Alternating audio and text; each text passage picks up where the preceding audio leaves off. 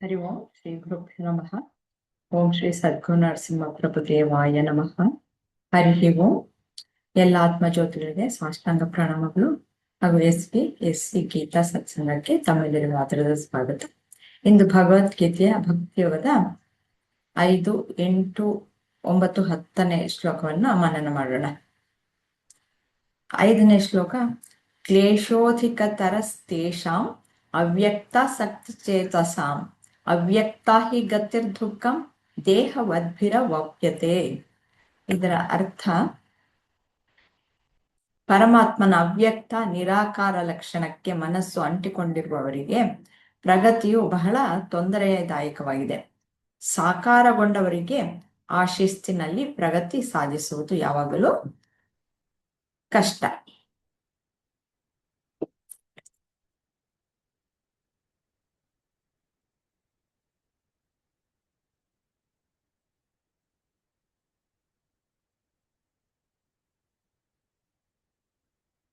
ಉಷಾಜಿ, ಇದನ್ನ ಅರ್ಥವನ್ನ ತಿಳಿಸ್ಕೊಡ್ತಾರ? ಭಗವಂತನ ಅವ್ಯಕ್ತ ಸ್ವರೂಪ ಉಪಾಸನೆ ಸಾಮಾನ್ಯರಿಗೆ ಕಷ್ಟ ಏಕೆ? ಇಲ್ಲಿ ಭಗವಂತ ಹಿಂದೆ ನಾವು ವಿಶ್ವರೂಪ ದರ್ಶನದಲ್ಲಿ ನೋಡಿದ್ವಿ. ಕೊನೆಯಲ್ಲಿ ಹೇಳ್ತಾರೆ, ಇವಾಗ ಏನೋ ದಿವ್ಯ ದೃಷ್ಟಿಯನ್ನು ಕೊಟ್ಟಿದ್ದೀನಿ ನಿಂಗೆ, ಅದಕ್ಕೋಸ್ಕರ ನೀನು ಎಲ್ಲ ನನ್ನ ಸ್ವರೂಪವನ್ನ, ವ್ಯಕ್ತ ಸ್ವರೂಪವನ್ನ ಎಲ್ಲ ನೀನು ನೋಡ್ಬಿಟ್ಟಿದೀಯಾ. ಆದ್ರೆ ಈ ಜ್ಞಾನ ಚಕ್ಷುಗಳನ್ನ ವಾಪಸ್ ತೆಗೆದುಕೊಂಡ್ಮೇಲೆ ಹೇಗೆ ನನ್ನನ್ನು ದರ್ಶನ ಮಾಡುವುದು ಅಂತ ಅನ್ನೋದಕ್ಕೆ ಶ್ರೀಕೃಷ್ಣ ಹೇಳೋದೇನು ಅಂತಂದ್ರೆ, ನನ್ನ ಅನನ್ಯ ಭಕ್ತಿಯಿಂದ ನನ್ನನ್ನ ಉಪಾಸನೆ ಮಾಡಿದ್ರೆ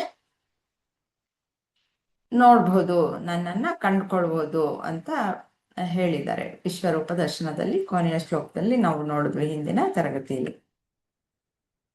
ಈಗ ಭಕ್ತಿ ಯೋಗದಲ್ಲಿ ಅದನ್ನು ಮುಂದುವರಿಸಿ ಹೇಳ್ತಾ ಇದ್ದಾರೆ, ಹೇಗೆ ಭಕ್ತಿಯನ್ನು ಮಾಡೋದು ಅಂತ. ಈಗ ನಾವು ನೋಡ್ತಾ ಇರೋದು ಸಗುಣ ಉಪಾಸನೆಗೆ ಒತ್ತನ್ನು ಕೊಟ್ಟು ಹೇಳ್ತಾ ಇರೋದನ್ನ ನಾವು ನೋಡ್ತಾ ಇದ್ವಿ. ನಿರ್ಗುಣ ಉಪಾಸನೆ ಇಲ್ಲಿ ಕೊಟ್ಟಿಲ್ಲ, ಅದು ಮುಂದಿನ ಒಂದು ಹಲವಾರು ಶ್ಲೋಕಗಳಲ್ಲಿ 12ನೇ ಶ್ಲೋಕದಿಂದ ಹೇಳ್ತಾ ಹೋಗ್ತಾರೆ. ಆದ್ರೆ ಈಗ ನಾವು ನೋಡ್ತಾ ಇರೋದು ಸಗುಣ ಉಪಾಸನೆ. ಸಗುಣ ಉಪಾಸನೆ ಅಂದ್ರೆ ಇವಾಗ ನಮ್ಗೆ ಕಾಣೋದು ಅಲ್ವಾ ಮ್ಯಾಮ್? ನಮ್ಗೆ ನಮ್ಮ ಸುತ್ತಲಲ್ಲಿ ನೋಡ್ತಿರೋದು, ಕಾಣ್ತಾ ಇರೋದು ಎಲ್ಲ ಪ್ರಪಂಚ ಏನ್ ಕಾಣ್ತಾ ಇದೆಯೋ ಅದು. ಮತ್ತೆ ನಾವು ಮೂರ್ತಿ ಪೂಜೆಯನ್ನು ಮಾಡ್ತೀವಿ ಅಲ್ವಾ. ಸನಾತನ ಧರ್ಮದಲ್ಲಿ ಮೂರ್ತಿ ಪೂಜೆಗೆ ಬಹಳ ಪ್ರಾಶಸ್ತ್ಯ ಇದೆ. ಹೌದು, ಮೂಲಕವೂ ಸಹ ಕಂಡ್ಕೊಳ್ಬಹುದು. ಬರೀ ಅವ್ಯಕ್ತವಾದಂತ ಇದೇ ಪರಬ್ರಹ್ಮ ಅಂತಂದ್ರೆ ಅವ್ಯಕ್ತನೇ. ನಮ್ಗೆ ನೋಡೋದಕ್ಕೆ ಸಾಧ್ಯ ಇಲ್ಲ, ನಮ್ಮ ಇಂದ್ರಿಯಗಳಿಂದ ನೋಡೋದಕ್ಕೆ ಸಾಧ್ಯ ಇಲ್ಲ. ಅದಕ್ಕೋಸ್ಕರ ಈ ಸಗುಣದಿಂದ ನಾವು ಪೂಜೆ ಮಾಡಿದ್ರು, ಉಪಾಸನೆ ಮಾಡಿದ್ರು ಸಹ ಆ ಪರಬ್ರಹ್ಮನನ್ನ ಪೂಜೆ ಮಾಡ್ದಂಗೆನೆ ಅರ್ಥ. ಯಾಕೆಂದ್ರೆ ಎಲ್ಲವೂ ಅವನೇ ಅಲ್ವಾ. ಇಲ್ಲಿ ಸ್ವಲ್ಪ ವಿವರಣೆಯನ್ನ ಕೊಡಿ. ಅದನ್ನ ನಮ್ದು ಯಾವಾಗ್ಲೂ ನಾವು ಅಂದ್ರೆ ನಮ್ಮ ಸನಾತನ ಧರ್ಮ ಅಂತ ಹೇಳಿದ್ವಿ, ನಾವೇನು ಮೂರ್ತಿ ಪೂಜೆ ಆರಾಧಕರು ನಾವು. ಅಂದ್ರೆ ನಾವು ಅದಕ್ಕೆ ಒಂದು ರೂಪ ಕೊಟ್ಟು ಅದನ್ನ ಹೀಗಿರ್ಬೋದು ಇದು ಅಂತ. ಇವಾಗ ನೀವು ನಮ್ಮ ಭಾರತ ದೇಶದಲ್ಲೇ ತಗೊಂಡ್ರು ಒಂದೊಂದು ಹಳ್ಳಿಗಳಿಗೂ ಹೋದ್ರು, ಹಳ್ಳಿ ಎಂಟ್ರ್ ಆಗ್ಬೇಕಾದ್ರೆ ಮಾರಮ್ಮಂದು, ಚೌಡಮ್ಮಂದು, ಅಂದ್ರೆ ಒಂದು ಊರ್ ದೇವತೆ ಎಂಟ್ರೆನ್ಸ್ ಅಲ್ಲೇ ಇರುತ್ತೆ. ಯಾವ್ದೇ ಒಂದು ಹಳ್ಳಿಗೆ ಹೋದಾಗ್ಲೂ ಎಂಟ್ರೆನ್ಸ್ ಅಲ್ಲಿ ಊರ್ ದೇವತೆ ದೇವಸ್ಥಾನ ಇರುತ್ತೆ. ಅಲ್ಲಿ ಇನ್ನ ಒಳಗ್ ಹೋದ್ಮೇಲೆ ಅಲ್ಲಿ ಬೇರೆ ರಾಮನ್ ದೇವಸ್ಥಾನ, ವೆಂಕಟೇಶ್ವರನ್ ದೇವಸ್ಥಾನ, ಶಿವನ್ ದೇವಸ್ಥಾನ ಎಲ್ಲ ಒಳಗಡೆ ಇರುತ್ತೆ. ಈವನ್ ನಾವು ಯಾವ್ದೇ ಬೆಟ್ಟ ಕಾಡು ಇದು ಜಾಗಗಳಿಗೆ ಹೋದಾಗ್ಲೂ ಯಾವಾಗ್ಲೂ ನಾವು ನೋಡೋದು ಕಾಲಭೈರವ, ಮುನೀಶ್ವರ. ಅಂದ್ರೆ ನಮ್ಗೆ ಯಾವಾಗ್ಲೂ ಒಂದು ಸುಗುಣ ರೂಪದಲ್ಲಿ ನೋಡ್ಬಿಟ್ಟೇನೆ ಅದನ್ನ ಭಕ್ತಿ ಇದನ್ನ ನೋಡ್ಕೊಂಡು ಆಮೇಲೆ ಹೋಗ್ತಾ ಹೋಗ್ತಾ ನಮ್ಗೆ ಉಪಯುಕ್ತವಾಗಿರುವಂಥದ್ದು. ಇವಾಗ ಈ ಫೋಟೋದಲ್ಲಿ ನೋಡಿದ್ರು ತುಳಸಿ ಪೂಜೆ, ತುಳಸಿನಲ್ಲಿ ನಮ್ಗೆ ಎಷ್ಟೋ ಮೆಡಿಸಿನಲ್ ವ್ಯಾಲ್ಯೂಸ್ ಇದೆ. ಆಮೇಲೆ ಗಂಗಾ ನೀರು ನಮ್ಗೆ ಅಂದ್ರೆ ನಾವು ಆಳಕ್ಕೆ ಇಳಿದು ಹೋಗಿಲ್ಲ. ಆಳಕ್ಕೆ ಇಳಿದು ಹೋದಾಗ ಪರಮಾತ್ಮನ ಜ್ಞಾನೋದಯದ್ದು ಇದು ಆಗತ್ತೆ. ಪರಮಾತ್ಮನ ಅವ್ಯಕ್ತ ನಿರಾಕಾರ ಲಕ್ಷ್ಮಣಕ್ಕೆ ಮನಸ್ಸು ಅಂಟಿಕೊಂಡಿರುವವರಿಗೆ ಪ್ರಗತಿಯೇ ಬಹಳ ತೊಂದರೆದಾಯಕವಾಗಿದೆ. ಅಂದ್ರೆ ನಿರಾಕಾರ ಲಕ್ಷಣವನ್ನು ನಮ್ಗೆ ಅದು ತಲೆಗೆ ಬರಲ್ಲ. ನಾವು ಕಣ್ ಮುಚ್ಕೊಂಡ್ರು ನಮ್ಗೆ ಅದೇ ಕಾಣಿಸ್ತಾ ಇರುತ್ತೆ. ಯಾವಾಗ ಅದನ್ನ ಮೆಟ್ಟಿ ನಾವು ಮುಂದಕ್ಕೆ ಹೋದಾಗ ನಮ್ಗೆ ನಿರಾಕಾರದ್ದು ಅಂದ್ರೆ ಒಂದು ಸ್ಟೇಜ್ ಇಂದ ಇನ್ನೊಂದು ಸ್ಟೇಜ್ಗೆ ಹೋಗ್ಬೇಕು ಅಂತಂದ್ರೆ ತುಂಬಾ ಶ್ರಮ ಪಡ್ಬೇಕಾಗತ್ತೆ ಅನ್ನೋದ. ಹೌದು, ನೀವು ಹೇಳ್ತಾ ಇರೋದೆಲ್ಲ ಸರಿಯೇ ಅಲ್ವಾ. ನಿರಾಕಾರ ಅಷ್ಟೊಂದು ಸುಲಭ ಅಲ್ಲ ಅಂತಾನೆ ಅದನ್ನೇ ಕೃಷ್ಣ ಹೇಳ್ತಾ ಇರೋದು. ಅದು ಈ ಶ್ಲೋಕದಲ್ಲಿ ಇದನ್ನ ಹೇಳ್ತಿದ್ದಾರೆ. ಪ್ರಗತಿ ಸಾಧಿಸೋದು ಯಾವಾಗ್ಲೂ ಕಷ್ಟ. ಅಲ್ಲಾಜಿ ಏನ್ ಹೇಳ್ತಾರ ನೋಡಿ. ಹಾ ಮ್ಯಾಮ್, ಇವಾಗ ನಾವು ಒಂದು ಚಿಕ್ಕ ವಯಸ್ಸಿಂದ ನೀನು ದೇವರು ನಿರಾಕಾರ ನೀನ್ ಇಮ್ಯಾಜಿನ್ ಮಾಡ್ಕೋ ಅಂತಂದ್ರೆ ಅದು ಬರಲ್ಲ ಆತರ. ಸೊ ಈ ಮೂರ್ತಿ ಇದು ಒಂದು ದೇವ್ರು, ಇವಾಗ ತಂದೆ ತಾಯಿ ಎಲ್ಲರೂ ಒಂದು ಮಗುಗೆ ಕಣ್ ಮುಂದೆ ಕಾಣುತ್ತೆ. ಸೊ ಹಾಗೇನೆ ದೇವರು ಇದು ಅನ್ನೋ ರೀತಿ ಒಂದ್ ಮೂರ್ತಿ ಕೊಟ್ಟಾಗ ನಿನ್ಗೆ ಕಷ್ಟಕ್ಕೆ ನೀನ್ ದೇವ್ರನ್ನ ಕೇಳ್ಕೊ ಆತರ ನಮ್ಗ್ ಚಿಕ್ಕ ವಯಸ್ಸಿಂದ ಹೇಳ್ಕೊಟ್ಟು ಹಂಗೆ ಬಂದಿರತ್ತಲ್ವಾ. ಸೊ ಅವಾಗ ನಾವು ಇವರು ಒಂದು ಪರ್ಸನ್ ತರ, ಇನಿಷಿಯಲಿ ಒಂದ್ ಪರ್ಸನ್ ತರ ಇವ್ರನ್ನ ಕೇಳ್ಕೊಂಡ್ರೆ ನಮ್ಗಾಗತ್ತೆ ಅಂತ ಮಕ್ಳು ಅವಾಗಿಂದ ರೂಢಿ ಮಾಡ್ಕೊಂತಾರೆ. ಏಕ್ದಮ್ ಒಂದು ನಿರಾಕಾರದ್ ಇದನ್ನ ನೀನು ಇಮ್ಯಾಜಿನ್ ಮಾಡ್ಕೋ ದೇವ್ರು ಅಂತಂದ್ರೆ ಯಾರ್ಗೆ ಆಗ್ಲಿ, ಇವಾಗ ಮಕ್ಳಿಗೆ ಅಂತಲ್ಲ ನಮ್ಗೂನು ಮಾಡ್ಕೊಳ್ಳೋದ್ ಕಷ್ಟನೇ. ನಾವು ದೇವ್ರು ಅಂದ್ರೆ ಒಂದು ಇಮ್ಯಾಜಿನ್ ಮಾಡ್ಕೊಂತೀವೋ ಕೃಷ್ಣ ಅಂದ್ರೆ ಹೀಗಿದಾನೆ, ರಾಮ ಅಂದ್ರೆ ಹೀಗಿದಾನೆ, ಗಣೇಶ ಅಂದ್ರೆ ಹೀಗಿದಾರೆ ಅನ್ನೋದೊಂದು ನಮ್ಗೆ ಇಮ್ಯಾಜಿನೇಷನ್ ಇರುತ್ತೆ. ಏನು ಇಲ್ಲ, ದೇವ್ರು ಎಲ್ಲಾ ಕಡೆ ಇದಾನೆ, ದೇವ್ರುಗೆ ನಿರಾಕಾರ ಅಂದ್ರೆ ನಮ್ಗೂನು ಇಮ್ಯಾಜಿನ್ ಮಾಡ್ಕೊಳ್ಳೋದು ಒಂದು ಕಷ್ಟನೇ. ಸೊ ಅದನ್ನ ಇಲ್ಲಿ ಹೇಳ್ತಾರೆ, ಇದ್ರಲ್ಲಿ ನಾವು ಮುಂದೆ ಹೋಗ್ಬೇಕು ಅಂತಂದ್ರೆ ಅದು ಈಸಿ ಇಲ್ಲ. ನಾವು ಅದು ಯಾವಾಗ್ಲೂ ಒಂದು ಪರ್ಸಾನಿಫಿಕೇಶನ್ ತರ ಮಾಡ್ಕೊಂಡು ಹೋದಾಗ ನಮ್ಗೆ ಕನೆಕ್ಟ್ ಆಗಕ್ ಈಸಿ ಆಗತ್ತೆ ವಿನಃ ನಮ್ಗ್ ಕಾಣದೇ ಇದ್ದಿತ್ತು ಇದೆ ಅಂತ ಹೇಳಿದಾಗ ನಾವು ಆ ನಿಟ್ಟಿನಲ್ಲಿ ಹೋಗೋದು ಕಷ್ಟದ ಇದು. ಅದನ್ನ ಇಲ್ಲಿ ಹೇಳ್ತಾ ಇದ್ದಾರೆ ಅಂತ ಅನ್ನಿಸ್ತಾ ಇದೆ. ಇಲ್ಲಿ ಈ ಶ್ಲೋಕಗಳಲ್ಲೆಲ್ಲ ಹೇಳ್ತಾ ಇರೋದು ಶ್ರೀಕೃಷ್ಣ ಅದನ್ನೇ. ಯಾಕೆಂದ್ರೆ ನಾವು ಅವ್ಯಕ್ತವಾದಂತಹ ಒಂದು ನಿರಾಕಾರ ರೂಪವನ್ನ ನಾವು ಒಮ್ಮಿಂದೊಮ್ಮೆಗೆ ನಾವು ಉಪಾಸನೆ ಮಾಡೋದಕ್ಕೆ ತುಂಬಾ ಕಷ್ಟ ಆಗುತ್ತೆ. ಯಾಕೆ ಅಂತಂದ್ರೆ ನಮ್ಮ ಇಂದ್ರಿಯಗಳಿಗೆ ಅತೀತವಾದದ್ದು ಅಲ್ವಾ. ಯಾವಾಗಲೂ ಇಂದ್ರಿಯಗಳು ಏನು ಗೋಚರವಾಗುತ್ತೋ ಅದು ಮನಸ್ಸಿನಲ್ಲಿ ನಿಲ್ಲುತ್ತೆ.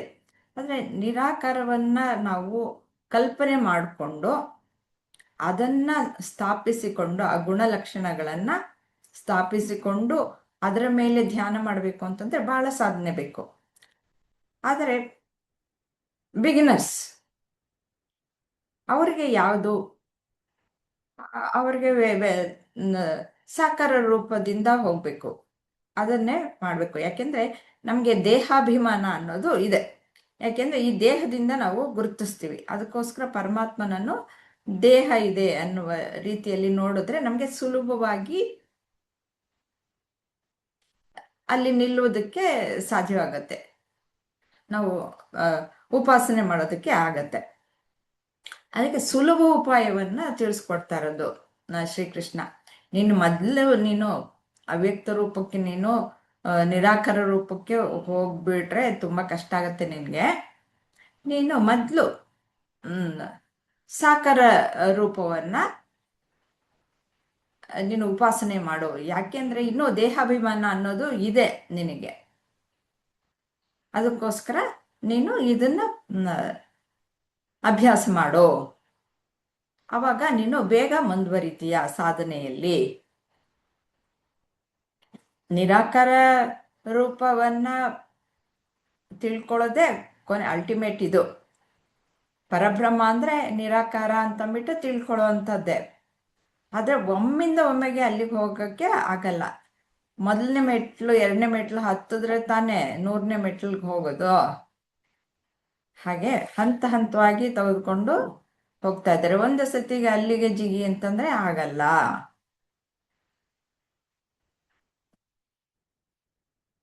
ಅಲ್ವಾ? ಹಾಗೆ ಮತ್ತೆ ಇಲ್ಲಿ ಎಲ್ಲವೂ ಸಾಕಾರ ರೂಪ. ಇಲ್ಲಿ ನೋಡಿ, ಗಂಗಾ ನದಿ, ಗಂಗಾ ಪೂಜೆ ಮಾಡ್ತಾ ಇದ್ದಾರೆ, ತುಳಸಿ ಪೂಜೆ, ಗಣಪತಿ ಪೂಜೆ ಮಾಡ್ತಿದ್ದಾರೆ. ಇದು ಎಲ್ಲವೂ ಪರಬ್ರಹ್ಮವೇ ಇಲ್ಲಿ ಸಾಕಾರಗೊಂಡಿರೋದಷ್ಟೇ. ಅದು ಬಿಟ್ಟು ಬೇರೆ ಏನು ಇಲ್ಲ ಅಂತ ತಿಳ್ಕೊಂಡಿದೀವಲ್ಲ. ಅಂದಮೇಲೆ ಈ ಸಾಕಾರ ರೂಪವನ್ನು ನಾವು ಉಪಾಸನೆ ಮಾಡಿದ್ರೆ ಪರಬ್ರಹ್ಮನನ್ನ ಆರಾಧನೆ ಮಾಡಿದ ಹಂಗೇನೆ ತಾನೆ ಅರ್ಥ. ಜ್ಞಾನ ಬಂದ್ಮೇಲೆ ಎಲ್ಲವೂ ಒಂದೇ.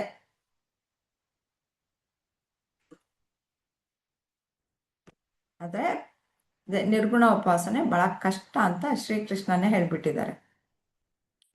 8ನೇ ಶ್ಲೋಕ ನೋಡೋಣ. ಮಯ್ಯೇವ ಮನ ಆಧತ್ಸ್ವ ಮಯಿ ಬುದ್ಧಿಂ ನಿವೇಶಯ ನಿವಸಿಷ್ಯಸಿ ಮಯ್ಯೇವ ಅಥವಾ ಭೂಧ್ವನ್ನ ಸಂಶಯ. ಪರಮಾತ್ಮ ಪರಮ ಪುರುಷನಾದ ನನ್ನ ಮೇಲೆ ನಿನ್ನ ಮನಸ್ಸನ್ನು ನೆಲೆಗೊಳಿಸು ಮತ್ತು ನಿನ್ನ ಎಲ್ಲ ಬುದ್ಧಿವಂತಿಕೆಯನ್ನು ನನ್ನಲ್ಲಿ ತೊಡಗಿಸಿಕೊ. ಹೀಗೆ ಇದ್ದರೆ ನೀನು ಯಾವಾಗಲೂ ನನ್ನಲ್ಲಿ ನಿಸ್ಸಂದೇಹವಾಗಿ ವಾಸಿಸುತ್ತೀಯ.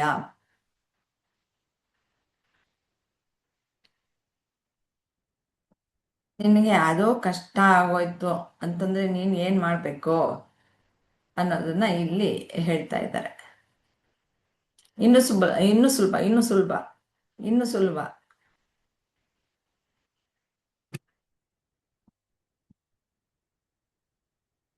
ಇವಾಗ ಮಾಲಾಜಿ ಹೇಳ್ತೀರಾ, ಶ್ರೇಯಸ್ಸು ಉಂಟಾಗಬೇಕಾದ್ರೆ ಯಾವ ರೀತಿ ಸಾಧನೆ ಮಾಡಬೇಕು?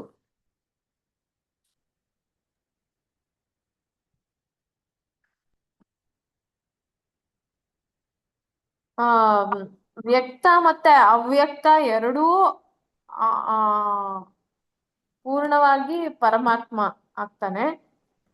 ಮತ್ತೆ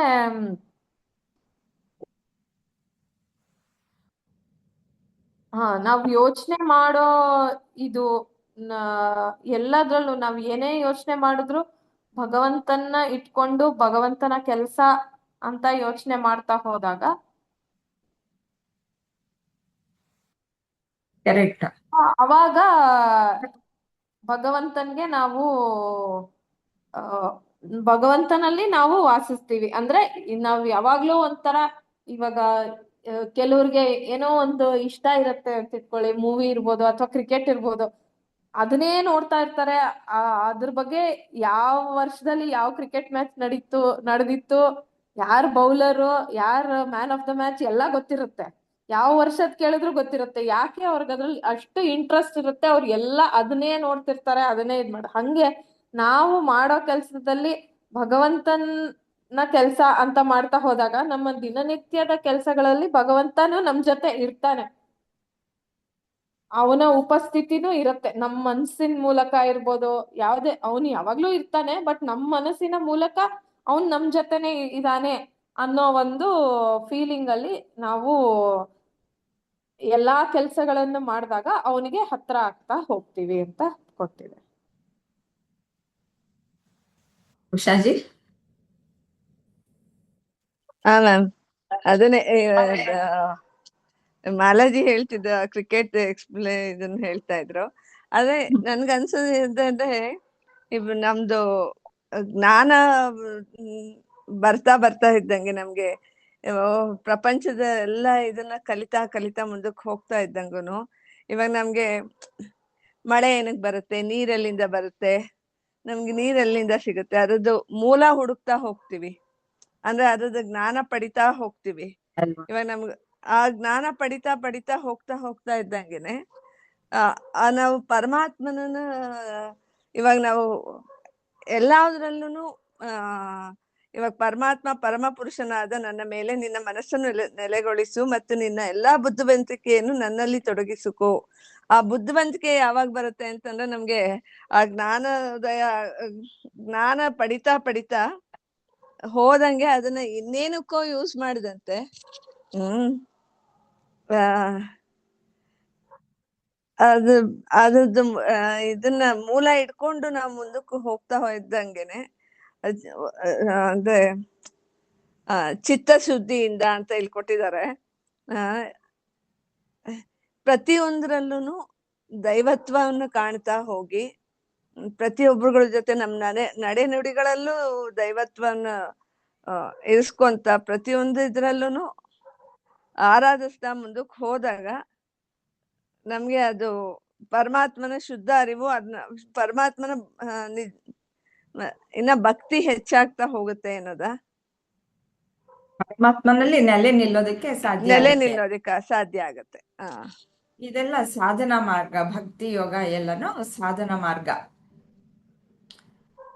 ಇದು ಇವಾಗ ಮೈಸೂರ್ಗೆ ಹೋಗ್ಬೇಕು ನಮ್ಗೆ, ಅದು ಗೋಲ್. ಅದಕ್ಕೆ ಹೋಗ್ಬೇಕಾದ್ರೆ ಬಸ್ಸಲ್ಲೋ ಟ್ರೈನಲ್ಲೋ ಅಥವಾ ನಮ್ಮ ಸ್ವಂತ ಕಾರಲ್ಲೋ ಎಂತ್ರಲ್ಲೋ ಹೋಗ್ತೀವಿ, ಅಥವಾ ಸೈಕ್ಲಿಂಗೋ ಏನು ಹೋಗ್ತೀವಲ್ವಾ, ಅದು ಮೀನ್ಸ್ ಸಾಧನೆ. ಹಾಗೆ ನಾವು ತಲುಪಬೇಕಾಗಿರೋದು ಅಲ್ಲಿಗೆ, ಆದರೆ ಒಂದೊಂದು ಹಂತ ಹಂತವಾಗಿ ಹೋಗ್ಬೇಕಲ್ವಾ. ಅದಕ್ಕೆ ಯಾವುದೋ ಒಂದು ಮಾರ್ಗವನ್ನು ಆರಿಸ್ಕೊಂಡು ಹೋಗ್ಬೇಕು. ಅದು ನಮಗೆ ಸುಲಭವಾಗಿ ಹೇಗೆ ಅಂತಂದ್ಬಿಟ್ಟು ಶ್ರೀಕೃಷ್ಣ ಹೇಳ್ಕೊಡ್ತಾ ಇರೋದು. ಒಂದೇ ಸರ್ತಿ ನೀನು ನಿರ್ಗುಣ ಉಪಾಸನೆ ಮಾಡು ಅಂತಂದ್ರೆ ತುಂಬಾ ಕಷ್ಟ ಆಗುತ್ತೆ. ಯಾಕೆಂದ್ರೆ ನಮ್ಗೆ ದೇಹಾಭಿಮಾನ ತುಂಬಾ ಇದೆ, ಅದನ್ನ ಬಿಡೋವರೆಗೂ ನಮ್ಗೆ ಸಾಧ್ಯ ಇಲ್ಲ. ಇಲ್ಲಿ ಹೇಳ್ತಾ ಇದ್ದಾರೆ ಎಲ್ಲವೂ ಇವಾಗ ನೋಡಿ, ವ್ಯಕ್ತ ರೂಪ ಮತ್ತೆ ಅವ್ಯಕ್ತ ರೂಪ ಅಂತ ಹೇಳ್ತಾ ಇದ್ದಾರೆ. ಈ ಬಲ್ಬ್, ಫ್ಯಾನು ಎಲ್ಲಾನು ಯಾವುದರ ಒಂದು ಶಕ್ತಿಯಿಂದ ಇವು ಕೆಲಸಗಳು ಮಾಡ್ತಾ ಇದೆ, ವಿದ್ಯುತ್ತಿನಿಂದ ಕೆಲಸ ಮಾಡ್ತಾ ಇದೆ. ಆದ್ರೆ ಬಲ್ಬೇ ಬೇರೆ, ಫ್ಯಾನೇ ಬೇರೆ, ಹೀಗೆ ಬೇರೆ ಬೇರೆ.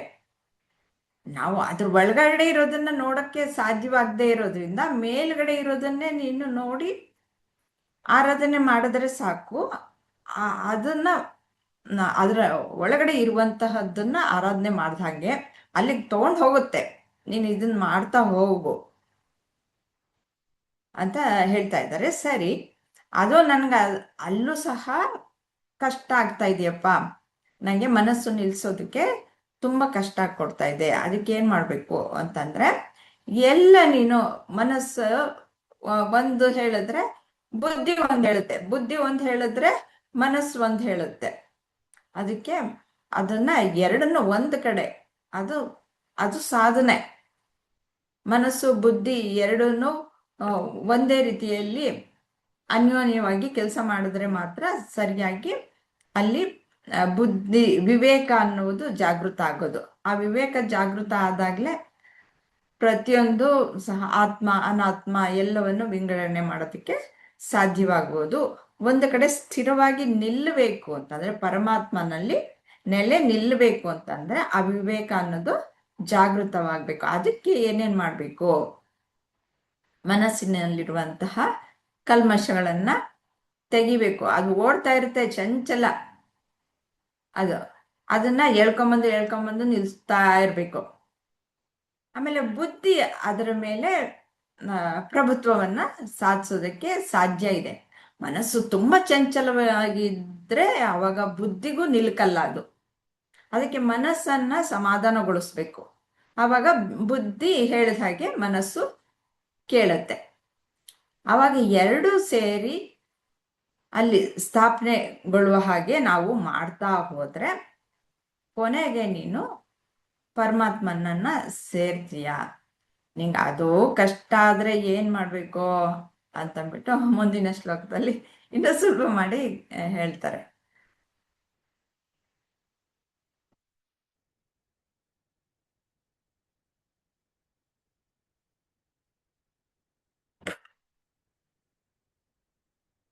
ಹತ ಚಿತ್ತಂ ಸಮಾಧಾತು ನ ಶಕ್ನೋಷಿ ಮಯಿ ಸ್ಥಿರಂ ಅಭ್ಯಾಸ ಯೋಗೇನ ತತೋ ಮಾಮಿಚ್ಛಾಪ್ತಂ ಧನಂಜಯ. ನನ್ನ ಪ್ರೀತಿಯ ಅರ್ಜುನ, ಓ ಸಂಪತ್ತಿನ ವಿಜೇತ, ಸ್ಥಿರವಾಗಿ ನಿನ್ನ ಮನಸ್ಸನ್ನು ನನ್ನ ಮೇಲೆ ಇರಿಸಲು ಸಾಧ್ಯವಾಗದಿದ್ದರೆ ಭಕ್ತಿಯೋಗದ ನಿಯಮಿತ ತತ್ವಗಳನ್ನು ಅನುಸರಿಸು. ಈ ರೀತಿಯಲ್ಲಿ ನನ್ನನ್ನು ಪಡೆಯುವ ಬಯಕೆಯನ್ನು ಬೆಳೆಸಿಕೋ. ಹಂಗ್ ಮನಸ್ಸು ತುಂಬಾ ಚಂಚಲವಾಗಿದ್ದಾಗ ಏನ್ ಮಾಡ್ತೀಯಾ ಅಂತ ಅಂದಾಗ ಇನ್ನು ಸುಲಭ ಸಾಧನವನ್ನ ಹೇಳ್ಕೊಡ್ತಾ ಇದ್ದಾರೆ. ಉಷಾಜಿ.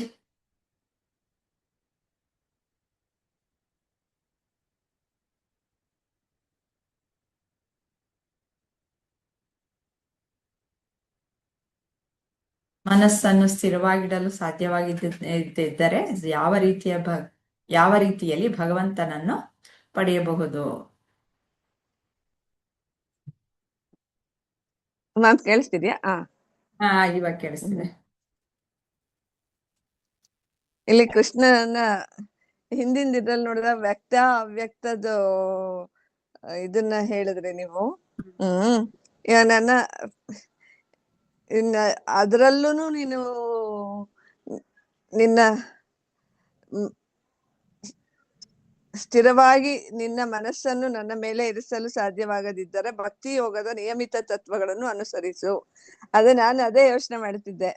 ಇವಾಗ ನಮ್ಗೆಲ್ಲ ಇವಾಗ ಒಂದು ಇದನ್ನ ಇಟ್ಕೊಂಡಿದೀವಿ. ದಿನ ಬೆಳಗ್ಗೆ ಎದ್ದು ಬಾಗ್ಲಿಗೆ ನೀರ್ ಹಾಕಿ ರಂಗೋಲಿ ಹಾಕೋದು, ಆಮೇಲೆ ದಿನ ಬೆಳಗ್ಗೆ ಮತ್ತೆ ಸಂಜೆ ದೇವ್ರ ದೀಪ ಹಚ್ಚೋದು. ಇದೆಲ್ಲ ಒಂದು ದಿನ ಮಾಡೋ ಒಂದು ಕ್ರಿಯೆ. ಇದನ್ನ ಅಂದ್ರೆ ಕನ್ಸಿಸ್ಟೆಂಟ್ ಆಗಿ ಮಾಡೋದನ್ನ ಸಾಧ್ಯವಾಗಿದೆ ಭಕ್ತಿ ಯೋಗದ ನಿಯಮಿತ ತತ್ವಗಳನ್ನು ಅನುಸರಿಸು ಅಂತಂದ್ರೆ. ಹಾಗಾಗಿ ಇದನ್ನೆಲ್ಲ ನಾವು ಮಾಡ್ಕೊಂಡಿದೀವ ಅಂತ. ನಾವು ದಿನನಿತ್ಯದ ಪೂಜೆ ಪುನಸ್ಕಾರಗಳು ಮಾಡೋ ರೀತಿ ಆಗ್ಲಿ ಅದನ್ನೆಲ್ಲ ಇಟ್ಕೊಂಡಿರೋದ್ರಿಂದ ಓಕೆ, ದೇವ್ರ ಮನೆ ಸ್ವಚ್ಛ ಮಾಡ್ಬೇಕು, ದೀಪಕ್ಕೆ ಎಣ್ಣೆ ಹಾಕಿ ಬತ್ತಿ ಹಾಕಿ ಮಾಡ್ಬೇಕು, ಹೂವ ದೇವ್ರಿಗೆ ಇಡ್ಬೇಕು. ಇದೆಲ್ಲ ಒಂದು ನಿಯಮಗಳನ್ನ ಮಾಡ್ಕೊಂಡಿದೀವಿ. ಇದು ನಾವುಗಳೇ ಮಾಡ್ಕೊಂಡಿರೋದು. ಅದು ನಮ್ಗೆ ಅದು ಒಂದು ನಿಯಮಿತವಾಗಿರೋದನ್ನ ಫಾಲೋ ಮಾಡೋದಕ್ಕೆ ಈಸಿ ಆಗುತ್ತೆ. ಈವನ್ ನಾವು ಸ್ಕೂಲ್ಗೆ ಹೋಗೋದು, ಅಲ್ಲಿ ಪಾಠ ಕಲಿಯೋದು ಮಕ್ಕಳಾಗಿ, ಸ್ಟೂಡೆಂಟ್ಸ್ ಆಗಿ, ಇದೆಲ್ಲ ನಾವೊಂದು ಯಾವ್ದನ್ನೇ ಆಗ್ಲಿ ಒಂದು ರೂಲ್ಸ್ ಅಂಡ್ ರೆಗ್ಯುಲೇಷನ್ಸ್ ಅಂತ ನಾವ್ ಇಟ್ಕೊಳ್ಳಿಲ್ಲ ಅಂದ್ರೆ ಅದು ಯಾವ್ದೇ ಕೆಲಸ ಕನ್ಸಿಸ್ಟೆಂಟ್ ಆಗಿ ಆಗಲ್ಲ. ಯಾವ್ದೇ ಒಂದು ನಾವು ನಾವು ಇವತ್ತು 7 ಗಂಟೆಗೆ ನಾವು ಹೊರಡ್ಬೇಕು ಅಂತಂದ್ರೆ 7 ಗಂಟೆ ಹೊರಡೋದಕ್ಕಿಂತ ಮುಂಚೆ ನಮ್ದು ದಿನನಿತ್ಯದ ಕಾರ್ಯಗಳನ್ನ ಏನ್ ಮಾಡ್ಬೇಕು ಅದನ್ನ ಮಾಡ್ತಾ ಹೋಗ್ತೀವಿ. ಶಿಸ್ತಿರ್ಬೇಕು ಅಂತ ಹೇಳ್ತಿದ್ರ. ಶಿಸ್ತು. ಅಂದ್ರೆ ಅದನ್ನೇ ಇಲ್ಲಿ ಭಗವಂತ ನಮ್ಗೆ ಹೇಳ್ತಿರೋ ನಿಯಮ ತತ್ವಗಳನ್ನು ಅನುಸರಿಸು, ನಿಯಮಿತ ಈ ರೀತಿಯಲ್ಲಿ ನನ್ನನ್ನು ಪಡೆಯುವ ಬಯಕೆಯನ್ನು ಬೆಳೆಸಿಕೋ ಅಂತ. ಅದು ಅಲ್ಲಿಂದ ಶುರು ಆಗೋದು. ಫಸ್ಟು ಯಾವ್ದನ್ನೇ ಆಗ್ಲಿ 21 ದಿನ ಮಾಡಿದ್ರೆ ಅದು ನಿನ್ಗೆ ಅಭ್ಯಾಸ ಆಗುತ್ತೆ ಅಂತಾರಲ್ಲ, ಹಾಗೆ ನಿನ್ಗೆ ಒಂದೊಂದೇ ಆಗ್ಲಿ ಒಂದು ಜ್ಞಾನವನ್ನು ಪಡಿತಾ ಪಡಿತಾ ಪಡಿತಾ ಭಗವಂತನಲ್ಲಿ ಒಂದಾಗೋದಿಕ್ಕೆ ಒಂದು ಹತ್ತಿರದ ಸ್ಟೆಪ್ಗೆ ಹೋಗ್ತಾ ಹೋಗ್ತೀವಿ. ಆ ಹೋಗೋದಿಕ್ಕೆ ಇವೆಲ್ಲಾನು ಬೇಕಾಗಿದೆ ಅಂತ. ಇದನ್ನೆಲ್ಲ ನಾವು ದಿನನಿತ್ಯದಲ್ಲಿ ಮಾಡ್ಕೊಂತ ಮುಂದಕ್ಕೆ ಹೋಗ್ತಾ ಹೋಗ್ತಾ ಅದು ಒಂದೊಂದೇ ಸ್ಟೆಪ್ನ ದಾಟ್ಕೊಂತ ಹೋಗ್ತೀವಿ ಅಂತ ನನ್ಗನ್ಸುತ್ತೆ ಮ್ಯಾಮ್. ಅದನ್ನೇ ಹೇಳ್ತಿದ್ದಾನೆ ಭಗವಂತ ಇಲ್ಲಿ. ಅದನ್ನೇ ಹೇಳ್ತಾ ಇದಾರೆ ಭಗವಂತ. ಒಂದೊಂದೇ ಹೆಜ್ಜೆ ಬಾಪ, ನೀನ್ ತುಂಬಾ ಒಂದೇ ಸತಿ ಹಾರಕ್ಕೇನು ಹೋಗ್ಬೇಡ, ಒಂದೊಂದೇ ಹೆಜ್ಜೆ ನೀನು ಬಾ ಸಾಕು ಅಂತ. ಮಾಲಾಜಿ. ಮ್ಯಾಮ್. ಅದೇ ಇವಾಗ ಹಿಂದಿನ ಶ್ಲೋಕದಲ್ಲಿ ನಿರಾಕಾರವಾಗಿ ನನ್ನನ್ನ ಪೂಜೆ ಮಾಡು ಅಂತ ಎಲ್ಲ ಹೇಳ್ತಾರೆ. ಸೊ ಅದಾಗದೆ ನಿರಾಕಾರ ಕಷ್ಟ ಆಗುತ್ತೆ ನಿಂಗೆ, ಅದಕ್ಕೆ ಸಾಕಾರ ರೂಪದಲ್ಲೇ ಪೂಜೆ ಮಾಡು ಮಾಡೋ ಅಂತ ಹೇಳ್ತಾರೆ. ಹೊತ್ತಿಗೆಲ್ಲ. ಅದು ಮಾಡಕ್ಕಾಗದೆ ಇದ್ರೆ ಇಲ್ಲಿ ಕೊಟ್ಟಿದಾರಲ್ಲ ಕರ್ಮ, ಕ್ರಿಯಾ, ಭಕ್ತಿ, ಜ್ಞಾನ, ಯೋಗ ಅಂತ. ಸೊ ಕರ್ಮ ಅಂದ್ರೆ ಲೈಕ್ ಏನು ಫಲ ಅಪೇಕ್ಷೆ ಮಾಡದೆ ನಿನ್ನ ಕೆಲ್ಸ ನೀನ್ ಮಾಡು. ಯಾವ ಕೆಲ್ಸನ ಹೇಗೆ ಮಾಡ್ತೀಯ, ಒಂದು ಕ್ರಿಯೆ ಅದ್ ಹೇಗೆ ಮಾಡ್ತೀಯ, ಎಷ್ಟು ಇದ್ರಿಂದ ಆ ಏನ್ ಹೇಳ್ತೀವಿ ಅದಕ್ಕೆ, ಒಂದು ಪ್ರೊಸೀಜರ್ ಅಂತಾರಲ್ಲ ಆ ತರ ಮಾಡ್ತೀಯ, ಅದು ಕ್ರಿಯೆ. ಭಕ್ತಿ ಅಂದ್ರೆ ಶುದ್ಧ ಮನಸ್ಸು ಇಂದ ನಿನ್ನ ಕೆಲ್ಸಗಳನ್ನ ಮಾಡು. ಆಮೇಲೆ ಬುದ್ಧಿ ಮಾಡೋ ಕೆಲ್ಸದಲ್ಲಿ ಫುಲ್ಲು ಕಾನ್ಸಂಟ್ರೇಷನ್ ಇಟ್ಟು ದೇವ್ರನ್ನ ಕೆಲ್ಸ ಅಂತ ಮಾಡು. ಆಮೇಲೆ ಯೋಗ, ಯೋಗ ಅಂದ್ರೆ ನಂಗೆ ಗೊತ್ತಿಲ್ಲ ಮ್ಯಾಮ್. ಸೊ ಇಷ್ಟು ಹಂಗೆ ಅಂತ ಅನ್ನಿಸ್ತು. ಯೋಗ ಅಂತಂದ್ರೆ ಇವಾಗ ನಾವೇನು ಈ ಜ್ಞಾನವನ್ನ ಪಡ್ಕೊಂಡಿದೀವೋ ಅದನ್ನ ಜೀವನದಲ್ಲಿ ಅಳವಡಿಸ್ಕೊಳ್ಳೋದೇ ಯೋಗ ಅಷ್ಟೇ. ಸೊ ಅದನ್ನ ಈಗ ಒಂದೊಂದೇ ಸ್ಟೆಪ್ ವೈಸ್ ಮಾಡ್ಕೊಂಡ್ ಹೋಗು, ನನ್ಗೆ ಅವಾಗ ಹತ್ರ ಆಗ್ತೀಯ ಅಂತ ಹೇಳ್ತಾ ಇದ್ದಾರೆ ಪರಮಾತ್ಮ. ನಾವು ಈಗ 3ನೇ ಅಧ್ಯಾಯದಲ್ಲೇ ನೋಡಿದೀವಿ ಶ್ರೀಕೃಷ್ಣ ಹೇಳಿರೋದೇನು ಅಂದ್ರೆ, ಅಲ್ಲಿ ಕರ್ಮಯೋಗದಲ್ಲಿ ನಿನ್ಗೆ ಕರ್ಮಯೋಗ ಒಂದೇ ಸತಿ ಮಾಡೋಕ್ಕಾಗಲ್ಲ ಅಂತಂದ್ರೆ ಅಲ್ಲೂ ಈ ಅಭ್ಯಾಸನ ತಗೊಂಡ್ಬರ್ತಾರೆ. ಅಭ್ಯಾಸ ಮತ್ತೆ ವೈರಾಗ್ಯದಿಂದ ನೀನು ಮನಸ್ಸನ್ನು ಹಿಡಿಬೋದು ಅಂತ ಹೇಳ್ತಾರೆ. ಅದನ್ನೇ ಇಲ್ಲಿನೂ ಭಕ್ತಿ ಯೋಗದಲ್ಲೂ ಸಹ ಹೇಳ್ತಾ ಇರೋದು. ಅಭ್ಯಾಸ ಮಾಡ್ತಾ ಹೋದ್ರೆ ಇವು ಒಂದು ದಿನಕ್ಕೆ ಅದು ಬಗ್ದೇ ಇರ್ಬೋದು, ಆದ್ರೆ ಇವಾಗ 20 ದಿನ ಮಾಡಿದ್ರೆ ಸರಿ ಹೋಗುತ್ತೆ, ಅದು ಅಭ್ಯಾಸ ಆಗೋಗುತ್ತೆ ಅಂತ ಬಿಟ್ಟು ಹೇಳಿದ್ರಲ್ವಾ, ಅದು 100% ಕರೆಕ್ಟ್. ನಾವು ಮಾಡ್ತಾ ಹೋದ್ರೆ ನಮ್ಗೆ ಆಮೇಲೆ ಅದು ಅಭ್ಯಾಸ ಆಗೋದ್ರೆ ಸರಿ, ಏನು ಕಷ್ಟ ಆಗಲ್ಲ. ಅಭ್ಯಾಸ ಆಗೋವರೆಗೆ ಅಪ್ಪ ಎಷ್ಟೊಂದು ಕಷ್ಟ ಅಂತಂದ್ಬಿಟ್ಟು ಹೇಳ್ತೀವಿ. ಹಾಗೆ ನಿನಗೆ ಮನಸ್ಸನ್ನ ತಂದು ತಂದು ಅಲ್ಲಿ ಕೂರ್ಸೋದನ್ನ ಅಭ್ಯಾಸ ಮಾಡ್ಕೋ, ಆವಾಗ ಪರಮಾತ್ಮನಲ್ಲಿ ನೆಲೆ ನಿಲ್ಲೋದಕ್ಕೆ ಸಾಧ್ಯ ಆಗತ್ತೆ. ಅದು ಓಡ್ ಹೋಗುತ್ತೆ ನಿಜ, ಅದರ ಸ್ವಭಾವ. ಆದರೆ ನೀನು ಅದನ್ನ ಹತೋಟಿಗೆ ತಗೊಂಡು ಬಂದು ನಿಲ್ಲಿಸ್ಬೇಕು, ಅದನ್ನ ಅಭ್ಯಾಸ ಮಾಡ್ಕೋ. ಅದು ಓಡೋಗೋದನ್ನ ಹೇಳ್ಕೊಂಬಂದು ಕೂಡ್ಸೋದನ್ನ ಕಲ್ತ್ಕೋ ಅಂತ. ಹಾಗೆ ಎಲ್ಲ ಏನೇ ಕೆಲಸಗಳನ್ನು ಮಾಡ್ತಾ ಇದ್ರು ಅದ್ರಲ್ಲೆಲ್ಲನೂ ಪರಮಾತ್ಮನನ್ನ ನೋಡ್ತಾ ಇರೋದು. ಇಲ್ಲಿ ಎಷ್ಟೊಂದು ನೋಡಿದ್ರಿ, ಕರ್ಮ ನಿಸ್ವಾರ್ಥ ಕ್ರಿಯೆ ಮಾಡಬೇಕು, ಅದನ್ನೆಲ್ಲ ನಾವು ಹಿಂದೆ ಕರ್ಮಯೋಗದಲ್ಲೆಲ್ಲ ನೋಡಿದೀವಿ. ಹೇಗೆ ಫಲಾಪೇಕ್ಷೆಯನ್ನು ಬಿಟ್ಬಿಡೋದು, ಆಮೇಲೆ ಕರ್ತೃತ್ವವನ್ನು ಬಿಟ್ಬಿಡೋದು, ಇದೆಲ್ಲ. ಇದು ಕ್ರಿಯಾಯೋಗದಲ್ಲಿ ಪ್ರಾಣಶಕ್ತಿ ಅಭ್ಯಾಸಗಳನ್ನ, ಇವೆಲ್ಲನೂ ಒಂದೊಂದು ಸಾಧನ ಹಂತಗಳು. ಒಂದೇ ಸತಿ ಹತ್ತು ಬಿಡೋಕ್ಕೆ ಆಗಲ್ಲ. ಅದಕ್ಕೆ ಕರ್ಮಯೋಗದಿಂದ ಆಮೇಲೆ ಕ್ರಿಯಾಯೋಗ, ಭಕ್ತಿ ಯೋಗ, ಆಮೇಲೆ ಜ್ಞಾನ, ಆಮೇಲೆ ಜ್ಞಾನ ಸರಿಯಾಗಿ ಹತ್ತುತ್ತೆ. ಅದುವರೆಗೂ ನಾವು ಕೂಡಲ್ಲ. ಅದಕ್ಕೆ ಇವಾಗ ಭಕ್ತಿಗೆ ಬಂದಿದೀವಿ ನಾವು. ಭಕ್ತಿ ಹೆಂಗೆ ಇದು ಮಾಡೋದು ಅಂತ ಅಂದ್ಬಿಟ್ಟು ಮೊದಲು ಅದಕ್ಕೆ ಸಗುಣ ಉಪಾಸನೆಯನ್ನೇ ಮಾಡೋ.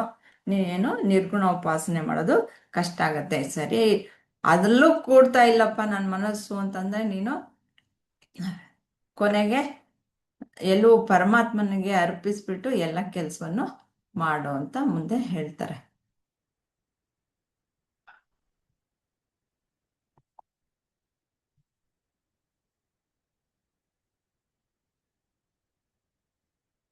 ಅಭ್ಯಾಸೇಪ್ಯ ಸಮರ್ಥೋಸಿ ಮತ್ಕರ್ಮ ಪರಮೋ ಭವ ಮದರ್ಥಮಪಿ ಕರ್ಮಾಣಿ ಕುರ್ವನ್ ಸಿದ್ಧಿಮವಾಪ್ಸ್ಯಸಿ.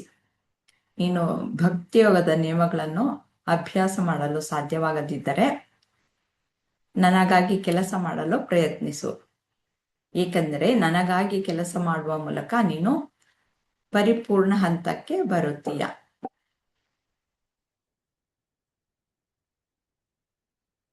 ಇದು ಹಿಂದಿನ ಒಂದು ಶ್ಲೋಕಕ್ಕೆ ಇದು ಅನ್ವಯವಾಗುವಂಥದ್ದು. ಹೀಗೆ ಸೈಕಲ್ ಕಲಿಯುವಾಗ ನಮ್ಗೆ ಕಷ್ಟ ಆಗುತ್ತೆ ಅಲ್ವಾ, ಎಷ್ಟೊಂದು ಕಷ್ಟ. ಆಮೇಲೆ ಕಲ್ತ ಮೇಲೆ ಸುಲಭ. ಹಾಗೆ ಕಲಿಬೇಕು. ಕಲಿತಾ ಹೋದ್ರೆ ಮನೆಗೆ ಎಕ್ಸ್ಪರ್ಟು, ಏನು ಎರಡು ಕೈ ಬಿಟ್ಕೊಂಡು ಹೋಗ್ಬೋದು. ಮೊದಲು ಸಪೋರ್ಟ್ ಬೇಕು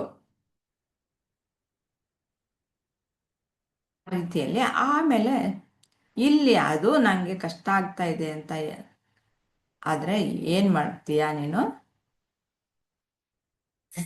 ಎಲ್ಲ ನನಗೆ ಅರ್ಪಣೆ ಮಾಡು ಅಂತ. ಮಾಲಾಜಿ ಸ್ವಲ್ಪ ವಿವರವಾಗಿ ಹೇಳ್ತೀರಾ?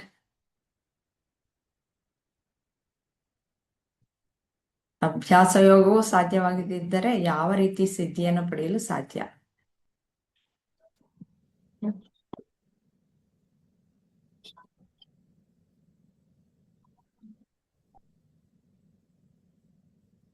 ಶಕ್ತಿ ಬರುತ್ತೀಯ ಅಂದ್ರೆ ಆ,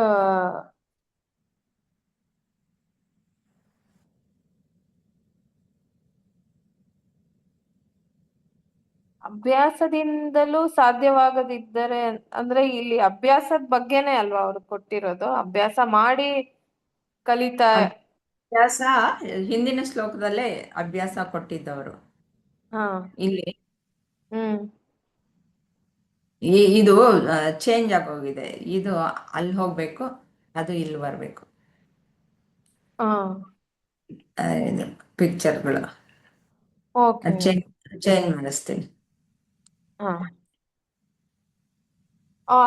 ಅದೇ ಹೇಳ್ಬೇಕಾಗತ್ತೆ ಮತ್ತೆ ನಾನು ಇದನ್ನ ಆ ಮೂಲಕ ನೀ ಮಾಡೋ ಕೆಲ್ಸದ ಮೂಲಕ ಆ ಮತ್ತೆ ಆ ಏನು ಫಲಾಪೇಕ್ಷೆ ಮಾಡದೆ ಮಾಡೋ ಕೆಲ್ಸದ ಮೂಲಕ ಇರ್ಬೋದು, ಅಥವಾ ಆ ಕರ್ಮ ಮಾಡೋದ್ರ ಮೂಲಕ, ಮತ್ತೆ ಭಕ್ತಿ ತೋರ್ಸೋ ಎಲ್ಲವನ್ನು ನನಗೆ ಇದು ಇದು ಅದು ಇಲ್ಲಿ ಕೊಟ್ಟಿರೋದು ಸಮರ್ಪಣೆ. ಈ ಶ್ಲೋಕಕ್ಕೆ ಹಾ. ಇದು ಕರೆಕ್ಟ್ ಆಗಿದೆ. ಹಾ. ಯಾಕೆಂದ್ರೆ ಎಲ್ಲ ಕರ್ಮಗಳನ್ನು ನನಗೆ ಅರ್ಪಿಸ್ಬಿಡು ಅಂತ ಹೇಳೋದು ಹಾ. ಕರೆಕ್ಟ್ ಆಗಿದೆ. ಇಲ್ಲಿ ಸೊ ಅಭ್ಯಾಸ ಮಾಡೋದ್ರೆ ಈ ಸೈಕಲ್ ಇಂದ ಕರೆಕ್ಟ್ ಆಗಿದೆ. ಹಾ. ಸೊ ನಾವು ಆ, ದೇವ್ರಿಗೆ ಹತ್ರ ಆಗ್ಬೇಕು ಅನ್ನೋ ಆಲೋಚನೆ ಇಟ್ಕೊಳ್ಳೋ ಬದಲು ಇದು ನಾವು ದಿನನಿತ್ಯ ಮಾಡೋ ಕೆಲ್ಸನೇ ದೇವ್ರ ಕೆಲ್ಸ ಅಂತ ಮಾಡಿದಾಗ ದೇವ್ರಿಗೆ ಹತ್ರ ಆಗ್ತಾ ಹೋಗ್ತೀವಿ ಅಲ್ವಾ. ನಾವು ಮಾಡೋ ಕೆಲ್ಸನ ಶ್ರದ್ಧೆ ಭಕ್ತಿಯಿಂದ ಮಾಡಿದಾಗ ಒಂದು ಧರ್ಮ ನ್ಯಾಯ ನಿಷ್ಠೆಯಿಂದ ನಾವು ಮಾಡ್ತಾ ಹೋದಾಗ ನಾವು ಆಲ್ರೆಡಿ ಅರ್ಧ ದೇವ್ರಿಗೆ ಹತ್ರ ಆಗ್ಬಿಟ್ಟಿರ್ತೀವಿ. ನಾವು ಯಾರ ಮೇಲೂನು ಒಂಥರ ದ್ವೇಷ ಆಗ್ಲಿ ಅಸೂಯೆ ಆಗ್ಲಿ ಅಥವಾ ಎಲ್ಲರನ್ನು ಕೀಳಾಗಿ ನೋಡೋದಾಗ್ಲಿ ಆ ತರ ಎಲ್ಲ ಏನು ಮಾಡದೇ ಇದ್ದಾಗ ನಾವು ದೇವರ ಹತ್ರ ಹೋಗಿರ್ತೀವಿ. ಸೊ ನಾವು ದೇವ್ರ ಮಾಡ್ಬೇಕು ಅಂತ ಮಾಡೋದಕ್ಕಿಂತ ನಾನ್ ಮಾಡ್ತಿರೋದೆಲ್ಲ ದೇವ್ರಿಗಾಗಿ ಅಂತ ಮಾಡೋದ್ರಿಂದನೂ ಕೂಡ ನೀನು ನನಗೆ ಹತ್ರ ಆಗ್ತೀಯಾ ಅಂತ ಹೇಳ್ತಾ ಇದ್ದಾರೆ. ವೆರಿ ನೈಸ್ ಮಾಲಾಜಿ. ಉಷಾಜಿ?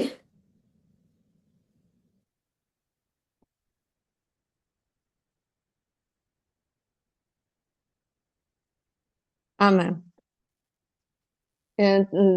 ಕಾಯಕವೇ ಕೈಲಾಸ ಅಂದ್ರೆ ನಾವ್ ಮಾಡೋ ಕಾರ್ಯಗಳು ಅಂದ್ರೆ ಆ ಭಕ್ತಿ ಯೋಗದ ನಿಯಮಗಳನ್ನು ಅಭ್ಯಾಸ ಮಾಡಲು ಸಾಧ್ಯವಾಗದಿದ್ದರೆ ಅಂದ್ರೆ ನಿನ್ಗೆ ನೀನ್ ಏಕಾಗ್ರತೆಯಿಂದ ನೀನ್ ಮಾಡೋದಿಕ್ಕೆ ಸಾಧ್ಯನೇ ಆಗ್ತಾ ಇಲ್ಲ, ನೀನು ಅದ್ರದ್ದು ಇದೇ ಆಗ್ತಿದೆ ಅಂತಂದ್ರೆ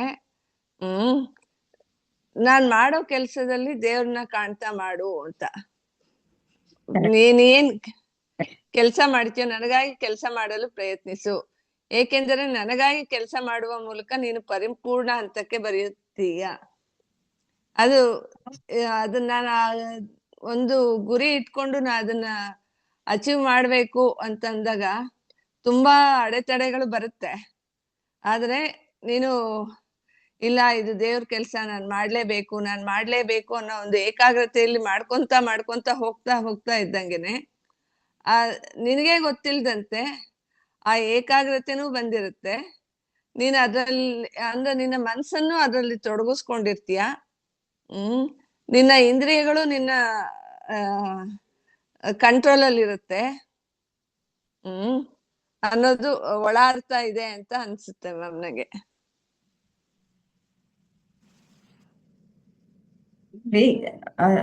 ನನಗಾಗಿ ಕೆಲಸ ಮಾಡಲು ಪ್ರಯತ್ನಿಸು ಅಂತಂದ್ರೆ ಕರ್ತೃತ್ವವನ್ನ ಬಿಟ್ಬಿಡು ಅಂತಂದ್ಬಿಟ್ಟು ಅರ್ಥ ಅಲ್ವಾ. ಕರ್ತೃತ್ವ ಅನ್ನೋದು ಬಿಟ್ಬಿಡ್ಬೇಕು. ಆದ್ರೆ ನಿಜವಾಗ್ಲೂ ನಾನ್ ಮಾಡ್ತಾ ಇದ್ದೀನಿ ಅಂತ ಹೇಳೋದು ಯಾವುದು, ಈ ಅಹಂಕಾರ, ಈ ದೇಹ ಮನಸ್ಸು ಬುದ್ಧಿಯನ್ನ ರೆಪ್ರೆಸೆಂಟ್ ಮಾಡುತ್ತಲ್ಲ, ನಾನು ಅಂತಂದ್ಬಿಟ್ಟು ಹೇಳುತ್ತಲ್ಲ, ಅದು ಅಹಂಕಾರ. ನಾವು ದೇಹ ಭಾವನೆಯಲ್ಲಿ ಇದ್ದಾಗ ಅಹಂಕಾರವೇ ಕೆಲಸ ಮಾಡೋದು, ನಾನ್ ಮಾಡ್ದೆ ಅಂತಂದ್ಬಿಟ್ಟು. ನಾನ್ ಮಾಡ್ದೆ ಅನ್ನೋದನ್ನ ಬಿಟ್ಬಿಟ್ರೆ ಅವಾಗ ಅಹಂಕಾರಕ್ಕೆ ಅಲ್ಲಿ ಸ್ಥಳನೇ ಇರಲ್ಲ. ಹಾಗಾಗಿ ಪ್ರತಿಯೊಂದನ್ನು ಪರಮಾತ್ಮನ ಕೆಲಸ ಅಂತಾನೆ ಮಾಡಿದಾಗ, ಕರ್ತೃತ್ವವನ್ನೇ ಬಿಟ್ಬಿಟ್ಟಾಗ ಪೂರ್ತಿಯಾಗಿ ಸಂಪೂರ್ಣವಾಗಿ ಪರಿಶುದ್ಧವಾಗ್ಬಿಡುತ್ತೆ. ಅಲ್ಲಿ ಪರಮಾತ್ಮನನ್ನ ಹತ್ರಕ್ಕೆ ಖಂಡಿತವಾಗ್ಲೂ ಕರ್ಕೊಂಡು ಹೋಗುತ್ತೆ ಅಂತ ಇಲ್ಲಿ ಭಗವಂತ ಹೇಳ್ತಾ ಇರೋದು. ಎಷ್ಟು ಸುಲಭ ಉಪಾಯಗಳನ್ನ ಹೇಳ್ಕೊಡ್ತಾ ಇದ್ದಾರೆ. ಅದನ್ನ ಅಳವಡಿಸ್ಕೊಳ್ಳೋದೇ ನಮಗ್ ಕಷ್ಟ.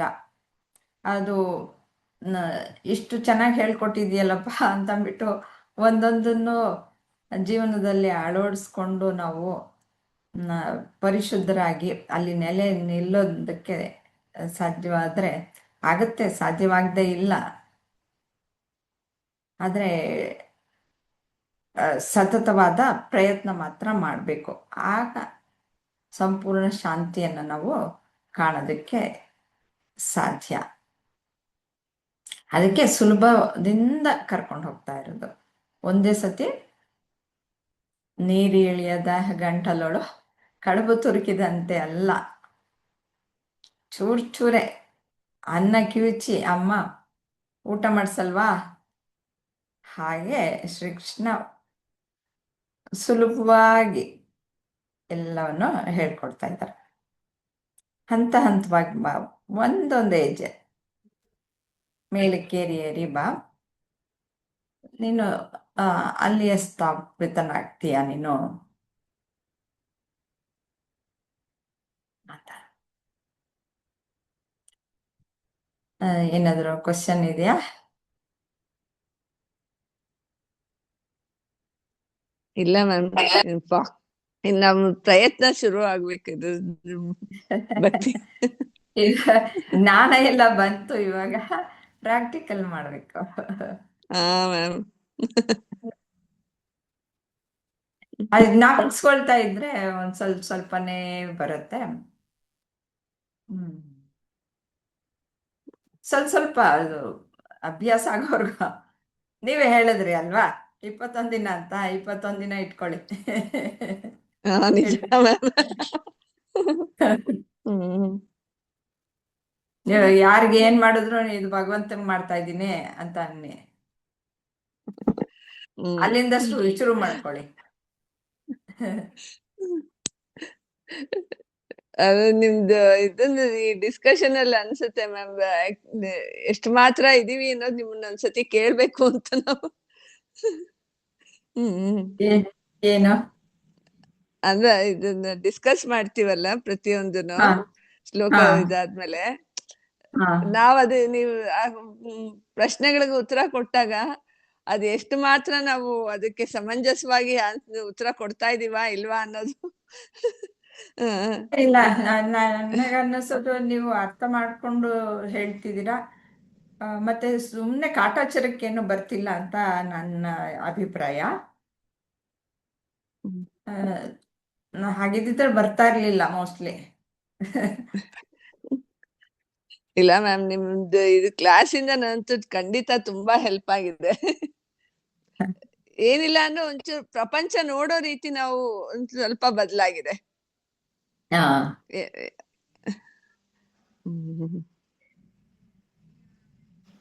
ಆಯ್ತು, ನಿಲ್ಸೋಣ. ಹಾ ಮ್ಯಾಮ್. ಓಂ ಶ್ರೀ ಗುರುಭ್ಯೋ ನಮಃ. ಸರ್ವಂ ಶ್ರೀಕೃಷ್ಣಾರ್ಪಣಮಸ್ತು.